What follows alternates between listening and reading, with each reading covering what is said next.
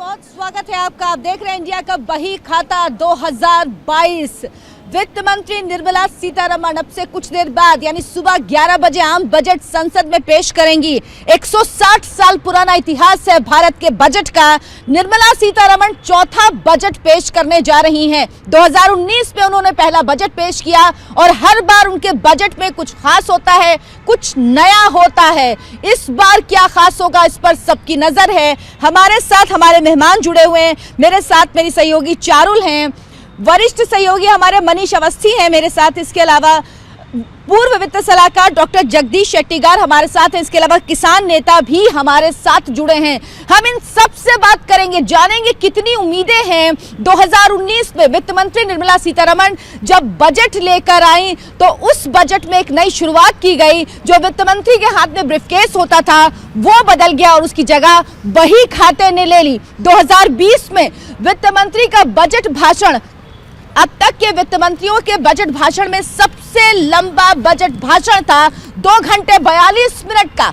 2021 में वित्त मंत्री ने जब बजट पेश किया तो वो बजट पेपरलेस बजट था, यानी एक नई शुरुआत की गई। और इस बार 2022 में क्या नया होगा ये भी देखना होगा। निर्मला सीतारमण संसद भवन पहुंच गई हैं। ये तस्वीरें देखिए, वित्त मंत्री निर्मला सीतारमण इस वक्त संसद भवन पहुंच गई हैं। अब से कुछ ही मिनटों में 1 घंटे बाद तकरीबन ये बजट पेश किया जाएगा। इस बजट से लोगों को बहुत उम्मीदें हैं और ये जो बही खाता आप देख रहे हैं इसकी शुरुआत करने वाली निर्मला सीतारमण ही है जो उनके हाथ में है। इससे पहले चारुल, वित्त मंत्री के हाथ में ब्रीफकेस होता था और उस ब्रीफकेस से लोगों की उम्मीदें जुड़ी होती थी। आज भी लोगों की उम्मीदें जुड़ी हैं, खासतौर पर तब जब कोरोना की तीसरी लहर से देश परेशान है। बिल्कुल, देखिए अर्चना, हाथ में ब्रीफकेस तो नहीं है लेकिन जनता की उम्मीदें जरूर वित्त मंत्री निर्मला सीतारमण से जुड़ी हुई हैं। कोरोना काल में देखिए कि ये बजट पेश हो रहा है, ऐसे में उम्मीदें जो है और ज्यादा बढ़ जाती हैं क्योंकि बहुत सारे युवा जो है वो बेरोजगार हुए हैं, व्यापारियों का व्यापार जो है वो ठप हुआ है। ऐसे में उम्मीदें बहुत ज्यादा बन जाती हैं। 5 राज्य में विधानसभा चुनाव होने हैं और ऐसे में उन चुनावी राज्यों को भी साधा जाएगा। कहीं ना कहीं उम्मीदें और ज्यादा बढ़ जाती है कि किसानों की आय दुगनी करने की बात जो सरकार ने कही थी, अब उस वादे को किस तरह से सरकार पूरा करने वाली है। इस लिहाज से अगर देखा जाए तो किसानों की उम्मीद बहुत ज्यादा है, युवाओं की उम्मीद बहुत ज्यादा है और बजट में टैक्स पेयर्स को भी राहत की बहुत सारा उम्मीद है, यानी उम्मीदों का ये बजट है। और अगर महिलाओं की बात कर ले तो एक महिला होने के नाते महिलाओं की उम्मीद बहुत ज्यादा बढ़ जाती है क्योंकि वित्त मंत्री जो है वो भी महिला है, निर्मला सीतारमण महिला है और ऐसे में उनकी रसोई का बजट जो है वो बना रहेगा या फिर एक बार फिर से वो बजट जो है वो बिगड़ने वाला है। उम्मीदों का बजट है ये और इस बजट से बहुत सारी उम्मीदें हैं। महिलाओं को, युवाओं को रोजगार को लेकर बहुत सारी उम्मीदें हैं।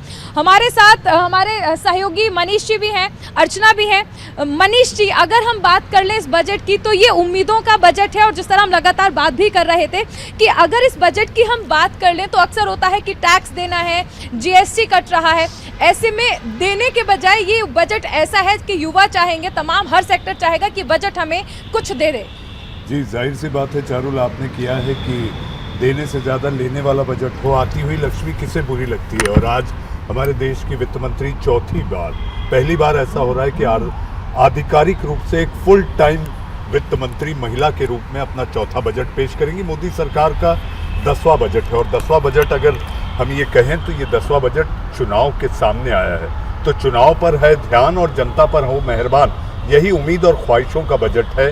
बहुत सारी उम्मीदें हैं। युवा ये चाह रहे हैं कि रोजगार को लेकर सरकार कोई ऐसी बातें सामने लेकर आएगी जिसके तहत उन्हें लगे कि उनकी सरकार उनका सोचती है, क्योंकि किसी भी राष्ट्र की तस्वीर और तकदीर वहाँ रह रहे लोगों के साथ साथ युवा क्या सोचता है इस पर ज़्यादा निर्भर होती है। और इसके आगे बढ़कर अगर हम देखें तो सरकार को ये सोचना होगा कि आमदनी कैसे बढ़े। हमारे साथ एक वो अर्थशास्त्री बैठे हैं जिन्होंने पूर्व प्रधानमंत्री अटल बिहारी वाजपेयी, जी हाँ, उनके आप आर्थिक सलाहकार रहे। ऐसी सूरत में इस बार जो सबसे बड़ा बदलाव देखने मिला कोरोना काल है। तीसरी बार वित्त मंत्री आ रही हैं, अपना लेखा जोखा लेकर लाल पोटली से, पिटारे से क्या निकालेंगी, सबकी उम्मीदें लगी हुई हैं। उम्मीदें के साथ साथ एक और बात की इस बार हलवा नहीं बना। जो हलवा आमतौर पर एक रिवाज के तौर पर बनता था वो इस बार नहीं बना और उसकी वजह कोरोना बनी। क्योंकि नॉर्थ ब्लॉक में ये बताना जरूरी है कि आखिर आपका बजट आपका बही खाता कैसे बनाती है सरकार, ये आपको बताना जरूरी है। नॉर्थ ब्लॉक में बेसमेंट में लगभग 100 कर्मचारी होते हैं। जब से इसकी प्रति छपना शुरू होती है, वो 100 कर्मचारी, डॉक्टर शेट्टीगार भी बताएंगे, वो 100 कर्मचारी बेसमेंट से बाहर नहीं आते। इसीलिए तो कहा जाता है कि अगर कुबेर को देखना हो तो खंदक में जाना पड़ता है। अर्चना, ऐसा है या नहीं? डॉक्टर शेट्टीगार से पूछना जरूरी हो जाता है अर्चना कि आखिर आज वित्त मंत्री $5 ट्रिलियन इकोनॉमी के सपने के कितने करीब पहुंचती? देखिए, 5 ट्रिलियन इकोनॉमी बनाना कोई मुश्किल बात नहीं है। हाँ, जरूर ये कि अभी बहुत बड़ा धक्का मिला है कोरोना की वजह से, और इसका साथ ही साथ ये भी जरूरी है लोगों का सोच भी सही तरह से, जहाँ तक उम्मीद है, समस्या है, सब जानते हैं। उदाहरण के लिए किसान का बात आ रही थी, सब जानते हमारा देश में किसान या कृषि बहुत देश का रीढ़ है, तो उसको मजबूत करना ज़रूरी है। मगर सवाल ये है, किसान क्यों सरकार का दया के ऊपर निर्भर होना? जैसे बाकी उत्पादक अपना माल को सही दाम ना मिलेगा तो वो बेचेंगे नहीं है, इसी तरह से किसान भी इतना उस स्थिति में क्यों नहीं आना चाहिए? क्यों हर साल सरकार अपना एमएसपी घोषित करता है? क्योंकि इसलिए एमएसपी का फ़ायदा किसके लिए मिलता है? सिर्फ 6% किसान को मिलता है, वो बहुत अमीर किसान को मिलता है। छोटा किसान को उसका लाभ नहीं मिलता है, क्योंकि अभी मौजूदा कानून में किसान अपना माल मार्केट में आके बेच नहीं सकता है, वो मंडी में बेच सकता है। वहाँ जो इसको मिडलमैन कहते हैं, जो बीच में, तो वो लोग उसको एक्सप्लॉइट करते हैं, तो इसीलिए किसान को उसका लाभ नहीं मिलता है। मगर सही तरह से किसान को लाभ हो, उसका आमदनी में दुगना हो, इसके लिए 2 चीज़ का ज़रूरत है। किसान को अपना माल को सही दाम मिलना ज़रूरी है। इसके दृष्टि से सरकार ने बहुत बड़ा कदम, इसने हिम्मत दिखाया। पिछले 40 साल से अर्थशास्त्री जी, बाकी लोग सुझाव देते थे, मगर किसी सरकार को हिम्मत नहीं था। मोदी सरकार ने हिम्मत दिखाया कृषि कानून में सुधार लाने के लिए, मगर आखिरी उसको वापस लेना पड़ा। वो इसलिए वापस लेते वक्त प्रधानमंत्री ये भी कहा, हमने एक छोटा वर्ग को नहीं समझाया, इसीलिए हम समझाने कामयाब नहीं हुए, इसका वजह से हम वापस ले रहे हैं। और वापस भी ये नहीं है, परमानेंट नहीं है, उन्होंने कमेटी बना रहा है, अभी दोबारा उसको ला सकते हैं। तो वहाँ प्रधानमंत्री ने कल अपने संबोधन में छोटे किसानों का जिक्र किया। उन्होंने कहा हमें छोटे किसानों के लिए सोचना होगा, उनके लिए काम करना होगा, और ये जो बिल आए थे ये छोटे किसानों के लिए ज्यादा फायदेमंद थे। तो क्या जिस तरह से आप जिक्र कर रहे हैं कि एक कमेटी को जाएगा, ये बिल किसी और प्रारूप के साथ वापस आ सकता है जल्दी? मुझे पूरा विश्वास है, जरूर उसको कमेटी का द्वारा जो रिकमेंडेशन होगा उसका बाद सरकार दोबारा इस कानून को लाए, क्योंकि आखिरी हमने क्या छोटा किसान का बारे में सोचना पड़ेगा। ये नहीं है जो 5 और 6% वो भी एक क्षेत्र में लिमिटेड है, जैसे पंजाब, हरियाणा और वेस्टर्न यूपी में जो एमएसपी का फायदा ले रहे हैं, और वो भी तो टोटल किसान है उसका सिर्फ 6%। तो बाकी किसान बहुत मेजॉरिटी है, और वो भी छोटा किसान, उनका हमें हित देखना चाहिए। उनका हित में ये कानून लाया था ताकि उसको अच्छे दाम मिले, और इसका साथ ही साथ सरकार का ये भी प्रावधान था उसमें, क्योंकि अगर किसान जो कृषि वस्तुओं को सही दाम मिलने तक रखना है तो कोल्ड स्टोरेज का फैसिलिटी चाहिए, ट्रांसपोर्टेशन फैसिलिटी चाहिए, यानी तमाम जो सुविधाएं हैं जिसकी किसान उम्मीद करते हैं वो किसानों को मिलनी चाहिए। भारतीय किसान यूनियन भानु के केपी सिंह हमारे साथ हैं, किसान नेता हैं। केपी सिंह जी, इस बार के बजट से आप क्या उम्मीदें कर रहे हैं? क्या कुछ वित्त मंत्री किसानों के लिए लेकर आएंगी, क्योंकि जो बिल आए थे वो वापस हो गए?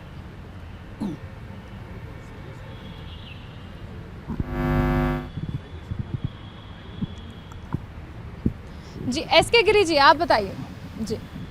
जी सबसे बड़ी बात है कि जो आने वाली बजट है 2022-23, इससे देश की सबसे बड़ी आबादी जो 70% आबादी है, जो देश की आत्मा और रीढ़ है, किसान, 65% आबादी, छात्र युवा शक्ति, अभी छात्रों का आंदोलन आप लोगों ने देखा होगा, और आधी आबादी महिला उम्मीद लगाए बैठी हुई है। और मैं आशा ही नहीं पूर्ण विश्वास करूंगा कि तमसो मां ज्योतिर्गमय, ये जो वर्तमान सरकार है वो अंधकार से प्रकाश की ओर निकले। अन्यथा अभी 5 राज्यों में चुनाव भी हैं, और मैं यूं कहूं कि जो हमारा उत्तर प्रदेश है संसार का एक देश है, संसार का वो 5वां देश है। इतनी बड़ी आबादी अगर आती है उत्तर प्रदेश की तो 5वां देश है। तो एक सरकार का ये बजट सेमीफाइनल बजट भी होगा, और देश बदलाव खोज रहा है। और इसकी आहट मैं बिहार से भी हूँ, और बिहार की धरती से शुरू हो गई है। इसलिए सरकार को सचेत रख करके और बजट को पेश करना चाहिए, चूँकि रसोई महिलाओं के जिम्मे होता है, आधी आबादी। मैं 3 चीज़ आपको बता दिया। जी, तो आप कह रहे हैं कि ये चीजें होनी चाहिए। मनीष जी, तस्वीरें बहुत बदली हैं जब से वित्त मंत्री हैं निर्मला सीतारमण। 2021 में हमने देखा कि जो हम बड़ी पोथियां देखते थे, जो बजट की कॉपीज आती थी, उनकी जगह अब पेपरलेस बजट यानी डिजिटल बजट, यानी लैपटॉप पे, आपके टैबलेट पे ही वो बजट होता है। ये बदली हुई तस्वीर क्या बदले भारत की तस्वीर की तरफ भी इंगित करती है? जी, इंडिया का बजट पर हम चर्चा कर रहे हैं। अर्चना हमारे साथ, डॉक्टर शेट्टीगार, किसान नेता चारुल, आप खुद हैं। तो मुझे ऐसा लगता है कि सारी समस्याएं जो निहित होती हैं वो उसी पोटली, और जो अब टैब में आएंगी, आपने जिक्र किया तस्वीरों की, आपने बात की कि बहुत तस्वीरें बदली हुई दिखाई देती हैं। मैं केवल एक ही कहूँगा, तस्वीर से तकदीर बदले तो बदला हुआ कुछ कह सकते हैं, लेकिन तस्वीर, आखिर देश की तस्वीर कैसी हो, अर्थव्यवस्था हमारी कैसी है, क्या हम स्वस्थ हैं या नहीं, हमारी अर्थव्यवस्था कितनी स्वस्थ है, युवाओं के हाथ को काम है या नहीं, बेरोजगारी कैसे दूर होगी, जेब में कितना पैसा आएगा। महज जीएसटी कलेक्शन के जरिए आप अगर ये वाहवाही लूटने की कोशिश करें, डॉक्टर शेट्टीगार बताएंगे कि जीएसटी कलेक्शन आ गया, प्रोडक्शन बढ़ गया, इस वाहवाही से ज्यादा जरूरी यह है कि हमारी आमदनी कैसे बढ़े, विकास समाज का कैसे। और इसके साथ साथ मैं तो आप दोनों, मेरे साथ चारुल हैं, आप हैं, आप खुद एक गृहिणी हैं, मैं अगर आपसे पूछूं कि आज आपकी उम्मीदें क्या हैं इस बजट से, आपके पास मुझे ऐसा लगता है सूची होगी जो एंडलेस सूची है कि जिसमें आपकी रसोई कैसी हो, आपको जब घर का बजट चलाना पड़ता है तो उसमें क्या क्या दिक्कतें आती हैं। चारुल है, चारुल बोलेगी सबसे पहले तो मुझे डाटा चाहिए, वर्क फ्रॉम होम का कल्चर है, वर्क फ्रॉम होम के कल्चर में मुझे डाटा कितना सुलभ होगा, क्योंकि युवाओं का जीवन डाटा पर आकर सिमट गया है, घर पर बैठकर काम करना है, अनलिमिटेड डाटा चाहिए। तो ये ऐसी बहुत सारी चीजें जो क्रांतिकारी रूप से ऐसी उम्मीद की जा रही है कि इस बार निर्मला सीतारमण लेकर आएंगी। मुझे ऐसा लगता है कि डॉक्टर शेट्टीगार भी इस बात से सहमत होंगे। अर्चना, बिल्कुल, और जो इकोनॉमिक सर्वे डॉक्टर शेट्टीगार पेश किया गया है उसमें कृषि को लेकर जो बातें कही गई हैं कि औद्योगिक गतिविधियों में भी तेजी आई है, साथ ही कृषि को लेकर जो बातें कही गई हैं उससे कितना सहमत है और इसका कितना प्रभाव आप आने वाले वित्तीय वर्ष में देख रहे हैं? देखिए, जिस तरह से कृषि क्षेत्र में विकास हुआ, ये तो पहले कभी इतना तो नहीं होता था। तो इस तरह से दूसरा वो जो ओवरऑल इकोनॉमी है जीडीपी का, उम्मीद कर रहे हैं इस साल 8 से 8.5 तक, ये बाकी देशों के तुलना में काफ़ी ज़्यादा है। हाँ, मगर ये बात मैंने मानने के लिए तैयार हूँ, पिछले साल में जो कम हुआ था, तो नेगेटिव ग्रोथ 7.3 हुआ था, उसको 7 में लेके गए तो लगभग 1% बढ़ेगी। मगर फिर भी पहले जो पेंडेमिक का पहले जो स्थिति था उससे 1 आगे है। तो हम इसमें संतुष्ट नहीं है, हमें कम से कम तो ये 7-8% हर साल लगातार मिलेगा तो वो एक अच्छा स्थिति होगा। मगर जिस तरह से हम रिवाइव कर रहे हैं, हमारे इंडस्ट्री का तरफ से भी रिवाइव कर रहे हैं, चाहे जीएसटी कलेक्शन वो क्या दिखाता है, जीएसटी कलेक्शन ये दिखाता है वहाँ उत्पादन हो रहा है, उत्पादन नहीं होता जीएसटी कलेक्शन नहीं होता है। और इसी तरह से ये दूसरा आंकड़े है इंपोर्ट का, जो आयात करते हैं, आयात सिर्फ इसके लिए नहीं है, हम कंजम्पशन के लिए नहीं करते, इसका सबसे ज़्यादा आयात इसके लिए वैसे जैसे तेल है या टेक्नोलॉजी है और कैपिटल गुड्स है, ये उत्पादन के लिए जरूरी है। अगर वहाँ आयात में 60% से बढ़ोतरी हुआ, इसका मतलब उत्पादन हुआ। डॉक्टर शेट्टीगार, मैं आपसे चाहूंगा कि इस समय सरल भाषा में आप ये बता दें, एक आम नागरिक जो इस समय आपको लाखों करोड़ों दर्शक देख और सुन रहे हैं, इंडिया का बजट न्यूज इंडिया पर। डॉक्टर शेट्टीगार, तेल का आयात अपने आप में हमारे देश की अर्थव्यवस्था का तेल निकाल देता है। देखिए, जहाँ तक तेल का कीमत का सवाल है, वो अपना हाथ में नहीं है। ये उनका एक कार्टेल है जो तेल बेचने वाला देश ने ओपेक बोल के कार्टेल बनाया, और उसमें भी एक देश का इसमें चलता है, सऊदी अरेबिया। सऊदी अरेबिया का आर्थिक स्थिति इतना अच्छा नहीं है, इसीलिए अपना आर्थिक स्थिति सुधारने के लिए वो ज़्यादा रेवेन्यू बढ़ाना चाहता है, इसीलिए इनको बाकी देशों के ऊपर इन्होंने दबाव डाल रहा है तेल का कीमत बढ़ाए। तो वो कार्टेल है, तो हमें जब तक हमें तेल का आयात करना जरूरी है, हमें भुगतना पड़ेगा, मगर इसके एक ही तरीका है, हमें काउंटर कार्टेल तेल की भी बात कर रहे हैं। और अर्चना, मुझे लगता है कि आप इस बात से सहमत होंगी कि सरसों के तेल भी बढ़ रहे हैं। चारुल इस वक्त दिखा देते हैं तस्वीरें। प्रधानमंत्री नरेंद्र मोदी संसद भवन पहुंच रहे हैं। अब की अहम तस्वीरें आप देखिए। प्रधानमंत्री नरेंद्र मोदी संसद भवन पहुंच रहे हैं और अब से कुछ देर में तकरीबन 40 से 45 मिनट का वक्त बचा है जब आम बजट संसद में पेश होगा। वित्त मंत्री पहुंच चुकी हैं, प्रधानमंत्री नरेंद्र मोदी पहुंच गए हैं और अब बस इंतजार खत्म होने वाला है। लोगों की उम्मीदों पर कितना खरा उतरेगा ये बजट। लोग जो महंगाई से परेशान हैं, पेट्रोल के दामों से परेशान हैं, जो बाजार में मंदी देखी जा रही, जो सुस्ती देखी जा रही, क्या वो रफ्तार पकड़ पाएगी? इन सारे सवालों का जवाब वित्त मंत्री के इस पिटारे में बंद है, जो अब से कुछ देर बाद ही खुलेगा और उसके बाद ही तस्वीर साफ हो पाएगी।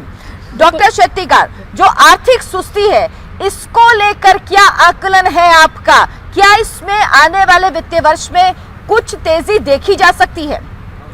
नहीं, जरूर तेजी देख सकते हैं, मगर एक फैक्टर के ऊपर निर्भर होता है जो सीधा तरह से, जैसे पहले जब हम लोग बाहर आते थे, बाहर जाके मार्केट में जाके खरीदते थे, अभी खरीदारी सिर्फ जितना ज़रूरत है उतना तक सीमित है। चाहे आप मार्केट जाए या ऑनलाइन में ऑर्डर करें, जितना हमें ज़रूरत है उतना तक सीमित है। और दूसरा तरह से उत्पादन का सवाल होता है, वहाँ भी पहले जैसे 3 शिफ्ट में काम नहीं होता है और एक शिफ्ट में 50% कहेंगे सोशल डिस्टेंसिंग मेंटेन करना है। चाहे ऑफिस हो, फैक्ट्री है, वहाँ भी सोशल डिस्टेंसिंग मेंटेन करना है। सो दोनों तरह से उत्पादन क्षेत्र में और खरीदारी क्षेत्र में दोनों तरह से एक ह्यूमन फैक्टर का बात आता है, और उसको सुधार करने के लिए एक ही तरीका है, वैक्सीनेशन। अभी उसमें लगभग 90% तक लोगों को वैक्सीनेशन मिला। अभी हो सकता है छोटा बच्चे को भी शायद अभी 3 महीने के अंदर छोटा बच्चे का भी सीमित में, और बाकी का बहुत बड़ा छोटा बच्चे के उसका ऊपर जो ड्रॉप्स है उसमें भी तरीका, अगर वो भी मिलेंगे तो बाद में मुझे कल में अभी आने वाले 5-6 महीने में लोग कुल के पहले जैसे मिलना जुलना शुरू करेंगे, तब सुधारने का। डॉक्टर शेट्टीगार, हमें ये जानकारी दी गई है कि आपके पास वक्त कम है, तो हम चाह रहे हैं कि पहले आपसे वो सारी बातें समझ लें। जहाँ तक आपने वैक्सीनेशन की बात की, वैक्सीनेशन के तहत इस समय अर्थव्यवस्था को आज सरकार क्या वैक्सीन देगी, आम बजट के जरिए इस पर सबकी उम्मीदें टिकी हुई है। और अगर आगे बढ़े डॉक्टर शेट्टीगार, दुनिया के 113 मुल्क ऐसे हैं जिनकी अर्थव्यवस्था चरमराई हुई है। अगर बात करें तो हमारे पड़ोस के ही, हमारे पड़ोसियों की ले ले, पाकिस्तान ले ले, श्रीलंका ले ले। श्रीलंका तो आप ये समझिए कि बैंक्रप्सी की कगार पर है। तो हमारे दुनिया के ये 113 मुल्क जो हैं, इनकी अर्थव्यवस्था अगर चरमराई हुई है तो फॉरेन एक्सचेंज रिजर्व की बात आती है, एक्सपोर्ट्स की बात आती है। ये हमारी अर्थव्यवस्था को कितना मजबूत और कितना कमज़ोर करता है। देखिए, जहाँ जैसे चाइना है, सिंगापुर है, साउथ कोरिया है, इस तरह से हम सिर्फ निर्यात के ऊपर निर्भर नहीं होते। हमारा इकोनॉमी लगभग 16 या 17% तक निर्भर होती है, और 16 और 17% वो जीडीपी का है, यहाँ उत्पादन होता है, सिर्फ उतना ही हमें निर्यात करते। इसीलिए आपको याद होगा 2008-9 में जो सब प्राइम क्राइसिस हुआ था यूएस में, उसका असर सारा दुनिया के ऊपर हुआ था, सिर्फ भारत के ऊपर उसका बुरा असर नहीं हुआ था। वो इसी कारण हम निर्यात के ऊपर इतना निर्भर नहीं होते, सिर्फ 16 और 17% तक। मगर जहाँ तक 16 और 17% होता है, उसमें भी हमारा मार्केट बड़ा मार्केट है, यूएस है, चाइना है, मिडल ईस्ट है और यूरोजोन। अगर वहाँ का इकोनॉमी खराब है तो हमारा निर्यात के ऊपर असर पड़ता है। अभी पहले जो पिछले साल जो निर्यात में कटौती हुआ तो वो इसी का वजह से जो वो बाहर का मार्केट कमज़ोर था। अभी पिकअप हुआ, अभी लगभग 49% तक बढ़ोतरी हुआ निर्यात में, वो क्योंकि वहाँ का इकोनॉमी सुधार हो रहा है। डॉक्टर शेट्टीकार, ये भी जानना चाहेंगे कि आम बजट के साथ अब देखिए रेलवे का बजट भी आने वाला है। आपको याद होगा 15 अगस्त 2021 को प्रधानमंत्री ने कहा था कि रेलवे का विस्तार किया जाएगा, हाई स्पीड ट्रेन लाई जाएंगी और इसके साथ ही जो रेलवे ट्रैक्स हैं उनका विद्युतीकरण किया जाएगा। यानी बहुत सारी चीज़, जब हम आम बजट की बात करें तो रेलवे की भी बात करेंगे। लेकिन कोरोना काल में आपने देखा होगा कि टिकट्स के रेट जो थे वो लगातार बढ़ाए गए। हालांकि जो एसी कोचेज में सुविधाएं मिलती थी उन सुविधाओं में कटौती कर दी, लेकिन उसके बावजूद ट्रेन के टिकट्स बढ़ाए गए थे।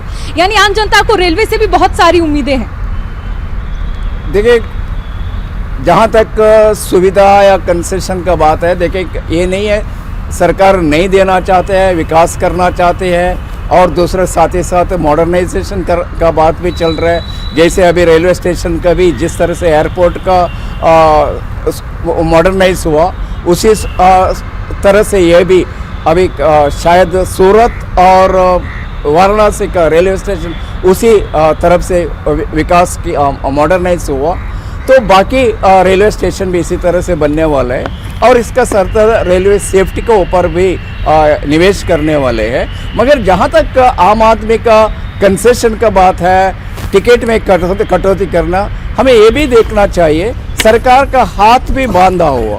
देखिए, जैसे आर्थिक एक घाटा है, पिछले साल 3% होना था, वो बढ़ के 6.5 हुआ, तो वहाँ भी वित्तीय घाटा बढ़ रहा है। वो एक सबसे बड़ा शेट्टीकार, आपको एक इंग्लिश में प्रोवर्ब है कि डेवलपमेंट फॉर वन में not be development for another. यहाँ पर अगर हम रेलवे के मॉडर्नाइजेशन की बात करेंगे, उसके डेवलपमेंट की बात करेंगे, तो यहाँ पर आम जनता तो डेवलप नहीं हो पाएगी। अगर रेलवे में टिकट की बढ़ोतरी होगी तो आम जनता पर इसका असर पड़ेगा। आम जनता टिकट अगर महंगे रेट में खरीदेगी तो उसका तो विकास नहीं है। ऐसा कैसा विकास होगा और ऐसा इस बजट से कैसे उम्मीद ये रहे कि रेलवे का भी मॉडर्नाइजेशन हो जाए, डेवलपमेंट हो जाए और आम जनता की जेब पर भी उसका बहुत ज्यादा भार ना पड़े। देखिए, जहाँ तक लोअर क्लास का है, सेकंड क्लास है, यह है, वहाँ तो मुझे लगता नहीं बढ़ोतरी हुआ, तो वो सिर्फ बाकी एसी क्लास में सारा बढ़ोतरी हुआ।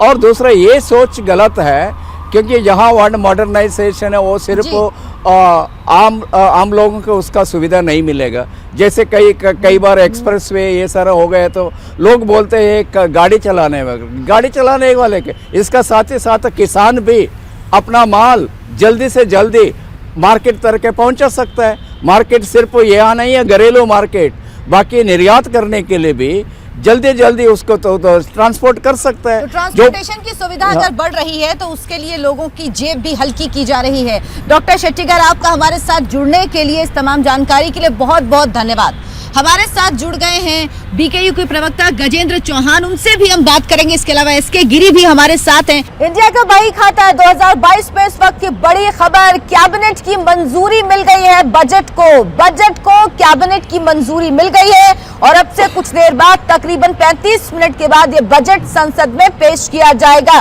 वित्त मंत्री निर्मला सीतारमण वित्त मंत्रालय से निकलकर राष्ट्रपति से मिलने गई, उसके बाद कैबिनेट की मंजूरी मिल गई है। अब इस बजट को थोड़ी देर में संसद में ये बजट पेश हो जाएगा और बजट को मोदी कैबिनेट की मंजूरी मिल गई है। अब ये बजट संसद में पेश होगा। पेपरलेस बजट जिसकी शुरुआत 2021 से हुई थी, वो बजट पेश किया जाएगा। साथ ही साथ और कई बदलाव भी हम देखेंगे, लेकिन क्या वाकई लोगों को राहत मिलेगी? क्या टैक्स स्लैब में बदलाव होगा? क्या इनकम टैक्स में लोगों को राहत दी जाएगी? क्या महिलाओं के लिए कुछ खास होगा? किसान उम्मीद कर रहे हैं, क्योंकि प्रधानमंत्री हमेशा किसानों की बात करते हैं। किसानों के लिए क्या खास होगा इस बजट में? उनको लेकर क्या सरकार की आगे की नीति है, वो भी साफ होगा इस बजट से। मनीष जी। जी बिल्कुल साफ होगा, और साफ होगा इसके साथ साथ मुझे ऐसा लगता है कि हम सबके मन में इस समय ये चल रहा है कि मेरे लिए क्या होगा, मेरे परिवार के लिए क्या होगा, मेरे दोस्तों के लिए क्या होगा और मेरे समाज के लिए क्या होगा। और यही सब मिला जुला कर एक इंडिया बनता है कि आखिर इंडिया के लिए क्या होगा। आगे बढ़े अर्चना, मुझे ऐसा लगता है कि पहली बार ये बजट ऐसा होगा जिसमें किसानों की बात 1 साल के आंदोलन के बाद उसकी छवि आपको इस बजट में देखी जाएगी। चर्चा तो हमेशा होती थी, कृषि प्रधान देश है, लेकिन किसान सबसे बड़ा फोकस होगा, सबसे बड़ा मुद्दा होगा, और ये सबसे बड़ी चुनौती भी है।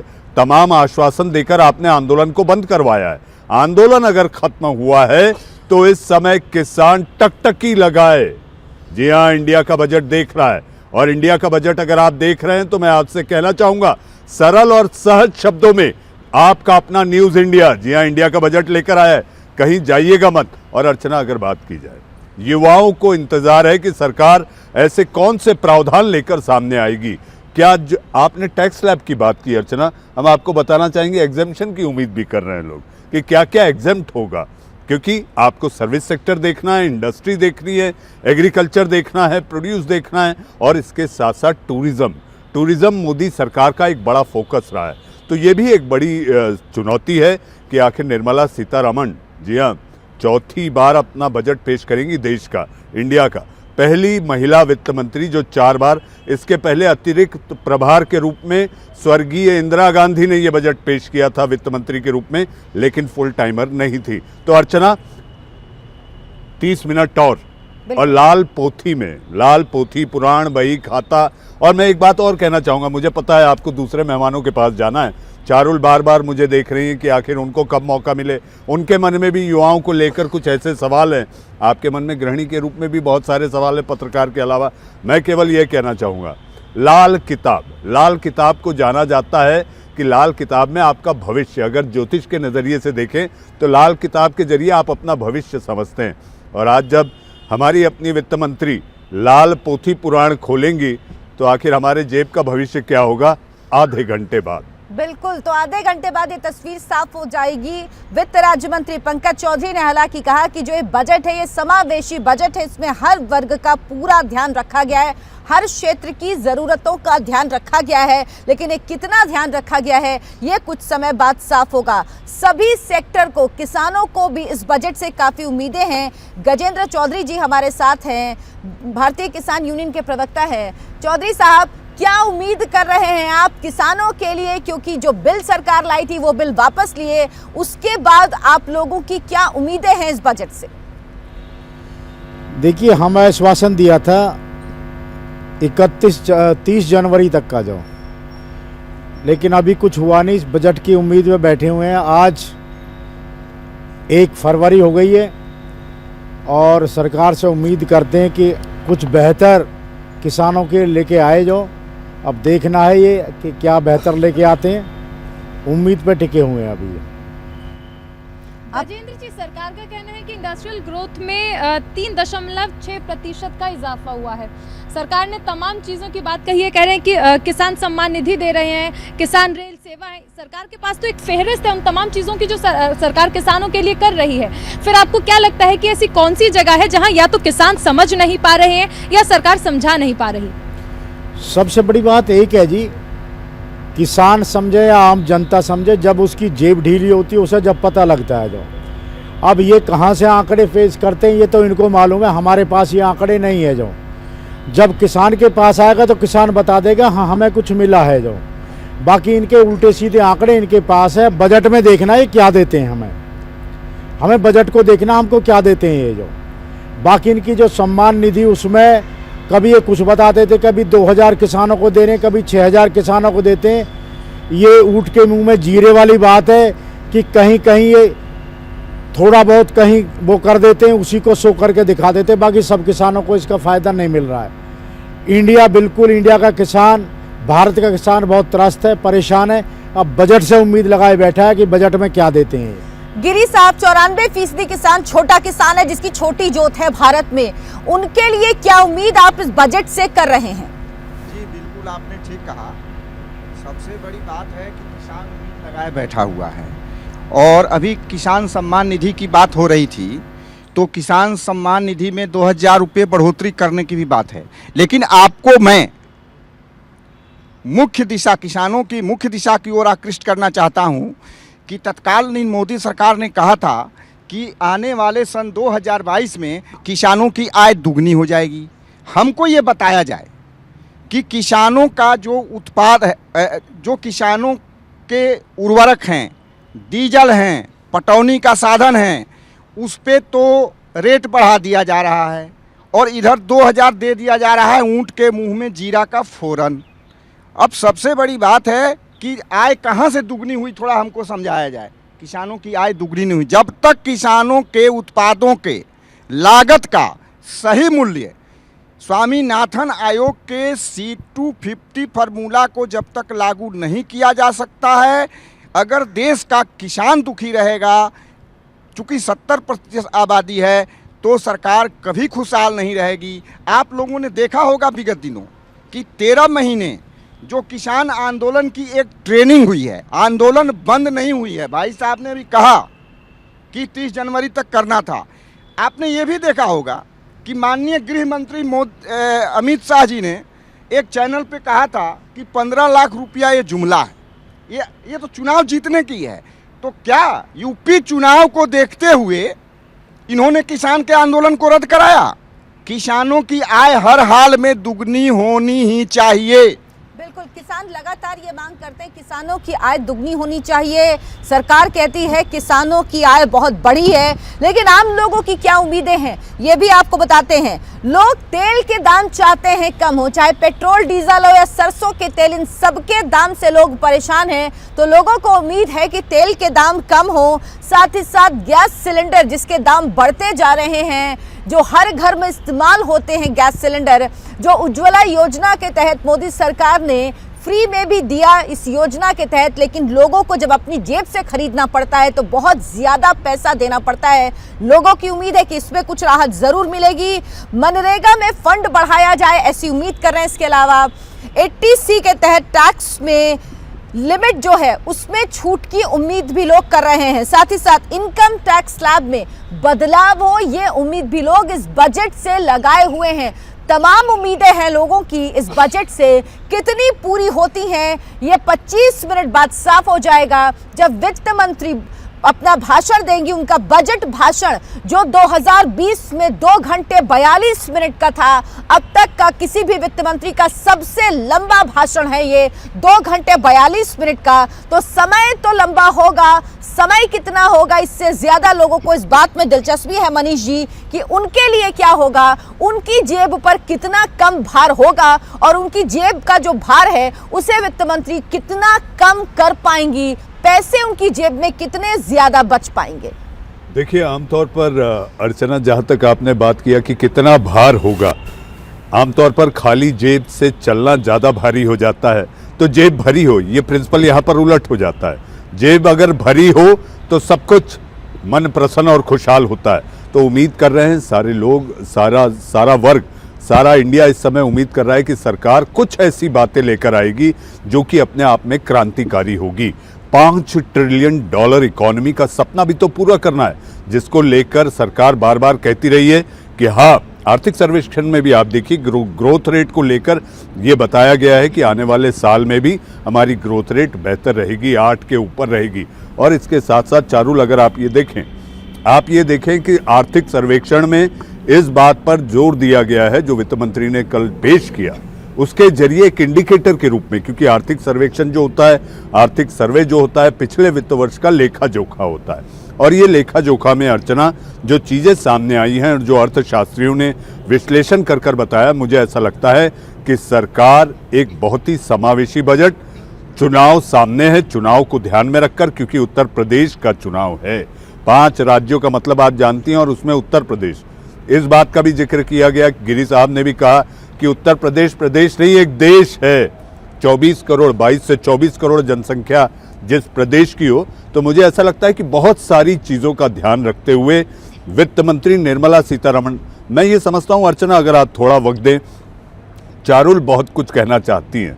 जी हाँ, मन में ज्वार भाटा आ रहा है, मेरी सरकार मुझे क्या देगी, डाटा देगी या नहीं देगी, डाटा पे कितना डिस्काउंट देगी, 5G देगी या नहीं देगी, ऐसे बहुत सारे सवाल है। लेकिन मैं ये कहना चाहूँगा पेपरलेस बजट, ये मैं अपने आप में ये कहूँगा कि ये डिजिटल बजट है जिसमें आप अपने मोबाइल, लैपटॉप और जहाँ भी आप डिजिटली कनेक्टेड हैं, आप अपने देश का बजट देख और सुन सकते हैं।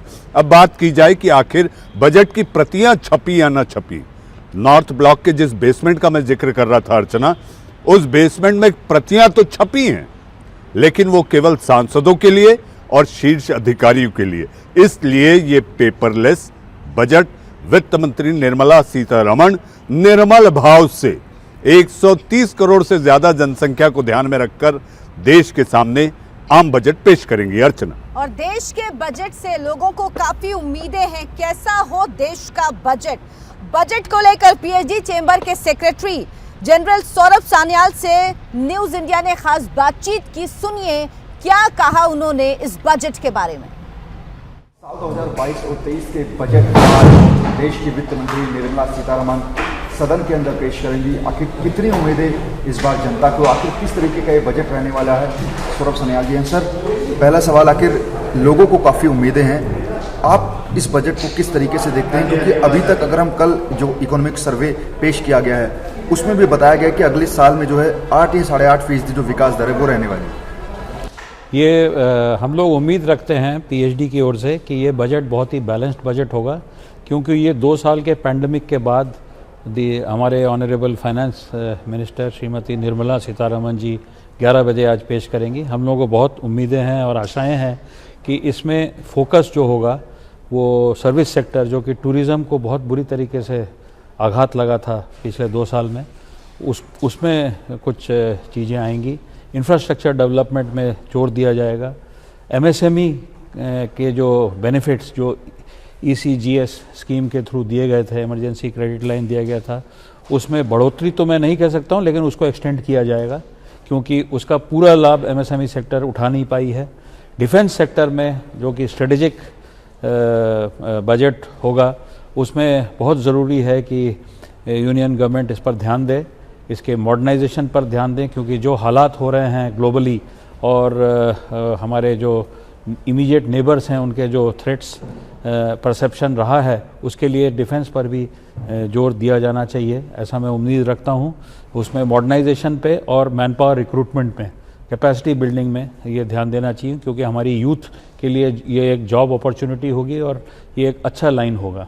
उसी कोरोना की जो चल रही है इसमें लोग परेशान हैं और लोगों को उम्मीद है कि इस बार जो अपना चौथा बजट वित्त मंत्री पेश कर रही हैं, उस बजट में उनके लिए जरूर कुछ खास होगा।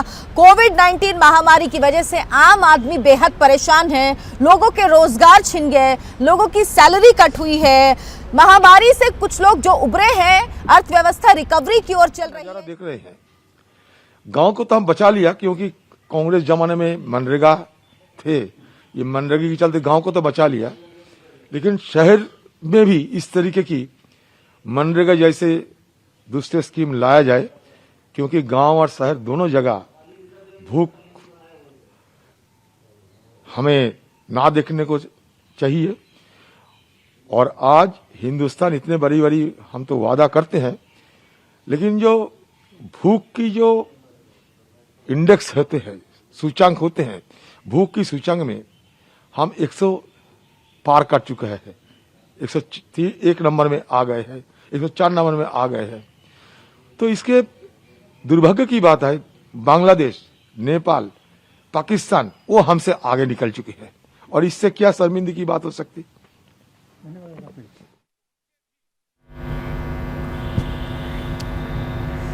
न्यूज इंडिया संवाददाता गौरव मिश्रा ने बीजेपी नेता जगदंबिका पाल से बात की है। क्या कहा उन्होंने इस बजट को लेकर, आपको सुनाते हैं।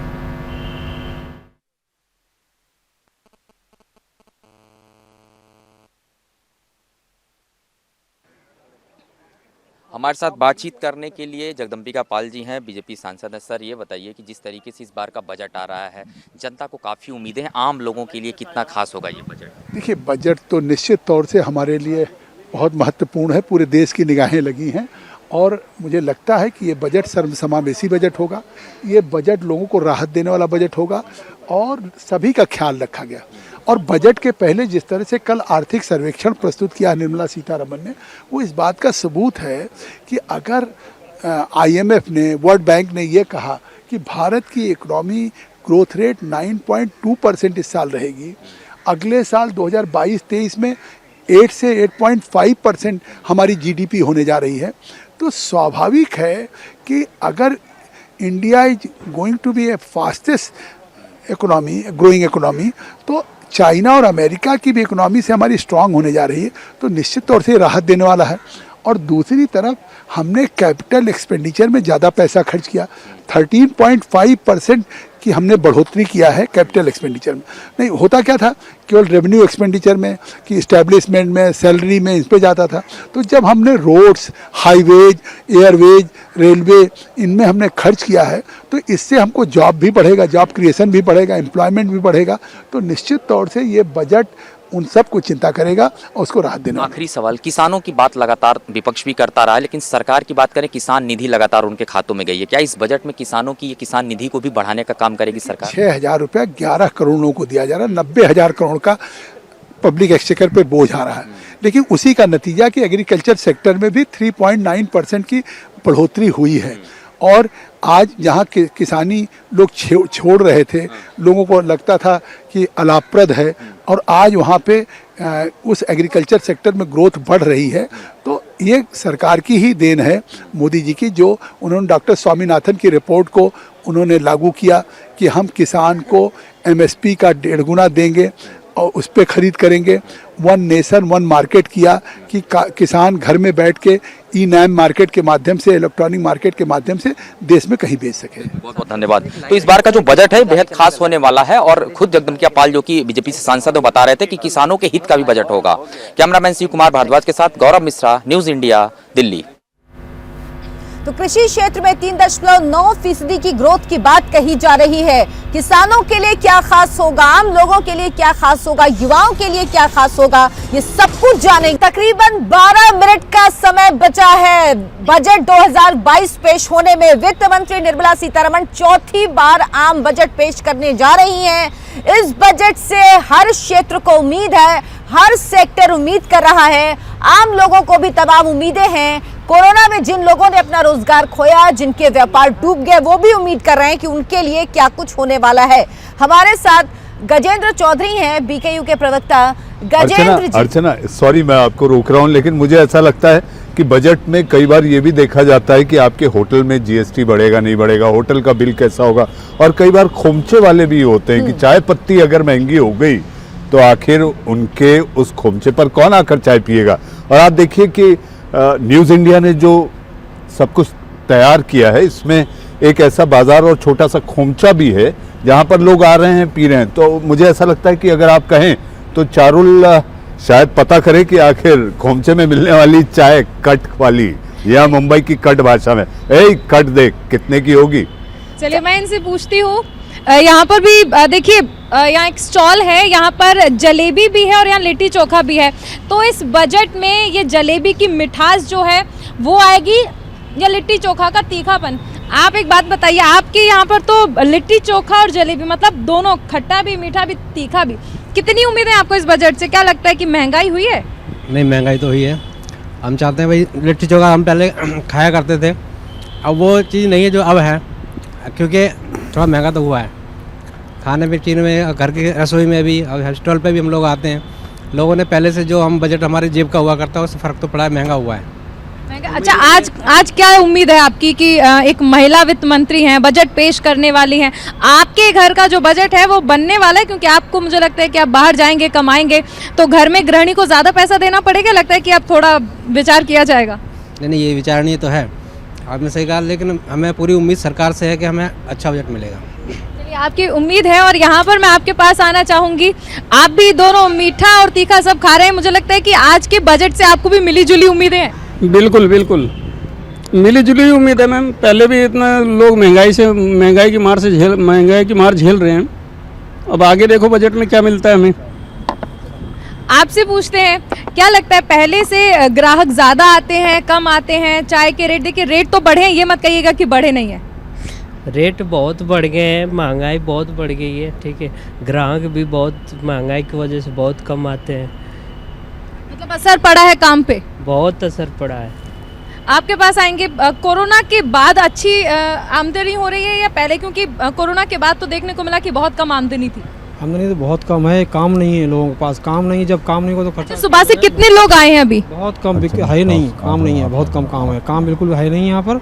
और सब परेशान आदमी है, काम धंधा है नहीं। आदमी जब रोजगार होगा, जब पैसा मिलेगा तभी आदमी खरीदारी करेगा, खरीदारी जब आदमी करेगा तभी बजट बढ़ेगा। जब लोगों के हाथ में पैसा होगा तभी वो पैसा बाजार में आएगा, और जब पैसा बाजार में आएगा, जब फ्लो होगा, जब फ्लो बढ़ेगा, तभी मार्केट भी सुधरेगा, अर्थव्यवस्था में भी सुधार आएगा, जिसकी कोशिश सरकार की तरफ से भी की जा रही है। चौधरी साहब, जो बजट आने वाला है इसमें किसानों को लेकर कौन सी ऐसी खास चीजें हैं? एमएसपी की बात आप लोग करते हैं, किसानों की आमदनी दुगनी करने की बात करते हैं, लेकिन इसके अलावा इंफ्रास्ट्रक्चर को लेकर क्या ऐसी चीजें हैं जिसकी आप लोग उम्मीद कर रहे हैं? देखिए, हमने पहले भी मांग की थी कि जो हमारा इंजन है, जो पानी देते हैं खेत में, उसको भी इन्होंने डीजल की गाड़ियों के साथ में जोड़ा हुआ है। एक बिजनेसमैन जो रखता है गाड़ियाँ, जो उस किसान के इंजन को भी उन्होंने 10 साल में किया हुआ। हमने मांग की थी कि इस इंजन को उसका फ्री कीजिए, उसमें जो 10 साल में आपने वाहन कर रखे हैं उनके साथ में इसको नहीं जोड़ा जाएगा। एक बिजली के रेट है, हमारे बिजली बहुत ही ज़्यादा हमें कॉस्टली पड़ती है, हमने इसकी भी मांग की थी। अभी जैसे आपके बीजेपी नेता बता रहे थे जगदम्बिका पाल कि इन्होंने जो है एमएसपी को 1.5 गुना किया है। जो हम तो ये कह रहे हैं, जो एमएसपी आपने रखी है उसी पे हमें गारंटीड जो है कानून बना करके दे दो, लेकिन कहीं आज तक नहीं दिया है। बाकी इन्होंने कहा कि 6,000 रुपये जो दे रहे हैं ये किसान को, 11 करोड़ लोगों को दिया है इन्होंने। ये इनके आंकड़े बता रहे हैं, जबकि ऐसा है नहीं। धरती के पटल पे कुछ और है। यहाँ इस भारत में 70% जो किसान है, जो किसानी के ऊपर डिपेंड है जो। और अभी अर्थव्यवस्था के बारे में आप बात कर रहे थे, आपने पूछा था एक सवाल। जब कोरोना काल शुरू हुआ था लास्ट ईयर, तो इन किसानों ने अपनी जान की, पूरा देश अपने अंदर बैठा हुआ था, घरों में बैठा हुआ था, दुबका हुआ बैठा हुआ था। किसान अपने खेत में पड़ा हुआ था, सिर्फ और सिर्फ अपनी फसल को लेकर के, कि देश की जीडीपी ना गिर जाए, देश के बारे में सोचता है तो किसान सोचता है। अगर असल क्रांतिकारी है कोई तो किसान है। इनको किसान के बारे में सोचना चाहिए और इनको देना चाहिए। सारी उम्मीदें भी हैं। मनीष जी, मैं आपको लगातार इशारा कर रही हूँ कि बहुत सारे सवाल मेरे मन में भी हैं। आपने गृहिणियों की बात तो कर ली, लेकिन युवा एक यहाँ पर भी है और इसके मन में भी बहुत सारे सवाल हैं। और अगर इसी तरह से ये अनदेखी जो आप यहाँ पर युवाओं की कर रहे हैं, अगर बजट में हो गई, तो मुझे लगता है कि युवाओं को इस बार कुछ नहीं मिलने वाला है।